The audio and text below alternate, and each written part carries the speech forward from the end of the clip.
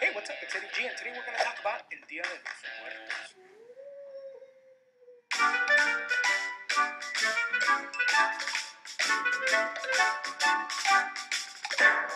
What is the Day of the Dead? I'm glad you asked. The Day of the Dead is celebrated on November 1st and 2nd in the central and southern states of Mexico, and increasingly more in the United States where there's a large concentration of Mexican Americans. Mexican Americans, we celebrate our dead, we go to the panteon, and we take some chelas and some carne asada. Big ups if you know where that's from. The holiday coincides with the Catholic Día de los Fieles Difuntos, or the Day of the Faithful Dead, but the original Day of the Dead can be traced back hundreds, if not thousands of years before Columbus, when it was celebrated for an entire month by native Mesoamericans.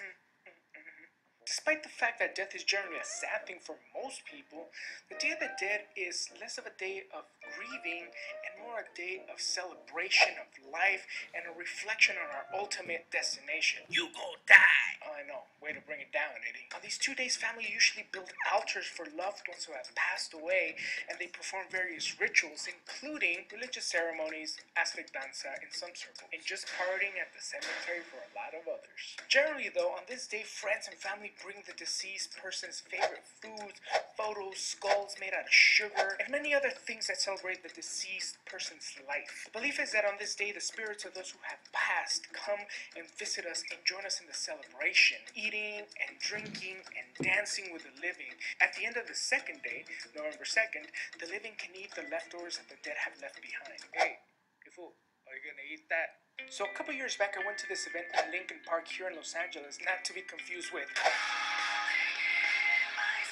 I got to see live danza music, and they had like these beautiful altars. But what struck me more was this one altar that this lady had brought from the Department of Corrections for juveniles. Yeah, so check this out. This lady works for the Department of Corrections, and the kids in there were being taught all about art and stuff like that. Because they're juveniles, you know, they still have to go through some form of education and rehabilitation and all that stuff. So these kids made this masterpiece that kind of explained their situation. They are, in fact, the living dead. I went and I interviewed the lady. I asked her a few questions, and this is what she told me. I'm an art teacher with the Department of Corrections in the Juvenile Justice Division. I have kids that are doing 85 to life, 40 years, and they're only 16 years old. We're talking about Dia de los Muertos and about life and death, and the kids themselves said that when you're in jail, that being in jail is like being dead. You're alive, but you're dead. People forget about you. They forget to write you. They forget to call you. They forget to, everything.